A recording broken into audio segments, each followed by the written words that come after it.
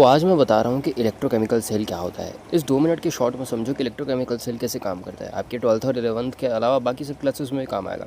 आप देखिए यहाँ पे 2 कंटेनर है और दोनों कंटेनर में हम लिक्विड भरते हैं और ये दोनों ही लिक्विड स्टैंडर्ड कंडीशंस में होते हैं, यानी कि 1 मोलर क्वांटिटीज़ में होते हैं। ठीक है, अब इसमें हम लोग लिक्विड जो डाल रहे हैं, एक में डालते हैं जिंक सल्फाइड और दूसरे में डालते हैं कॉपर सल्फेट, जिंक सल्फेट और कॉपर सल्फेट, जिंक ZnSO4 और CuSO4। ओके, अब इसके बाद इसमें 2 रॉड्स डाले जाते हैं। ZnSO4 वाले में हम जिंक का रॉड डालते हैं और वहीं पे CuSO4 वाले में हम कॉपर का रॉड डालते हैं, जहाँ पे एक में जिंक जाएगा और एक में कॉपर जाएगा। अब ये दोनों क्या काम करेंगे, इसमें से एक हमारा बन जाएगा एनोड और दूसरा हमारा बन जाएगा कैथोड। ठीक है, यानी कि अब यहाँ तक आपको समझ में आ गया कि कब एनोड और कब कैथोड होता है। ठीक, अब देखिए आगे क्या होगा। ठीक है,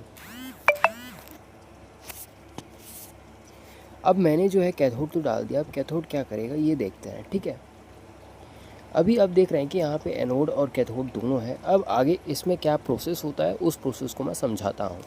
अब यहाँ पर हम लोग क्या करेंगे, बेसिकली एक सॉल्ट ब्रिज बनाएंगे। ठीक, ये सॉल्ट ब्रिज स्टेबल रखने का काम करता है, जो भी हम लोग केमिकल लेते हैं उसको। ठीक, इस सॉल्ट ब्रिज में बेसिकली हम कोई भी कंपाउंड जैसे कि KCl या KNO3 दोनों में से कोई भी एक चीज़ ले सकते हैं।